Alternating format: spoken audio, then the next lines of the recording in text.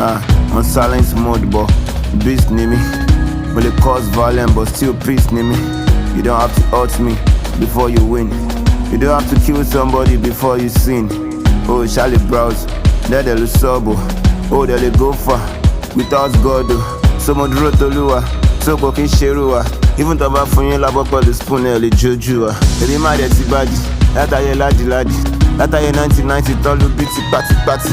It makes me feel bad, more than to feel good. Now I feel better, so roll the radio jelegba. To repay my one con, once I put my one drug. Now I'm on top, life more than any contour. Mo pa wọn ní Naija, ó tún pa wọn ní London. Fún wọn ní KPK pọ̀ mọ́ lice boy wò mo ń tanná.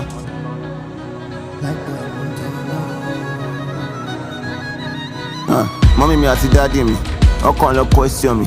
Wọ́n níbo lo ti rí vibe yìí ṣe ọwọ́ dímọ̀ ni. Àwọn tó senior mi, wọ́n béèrè where you see money.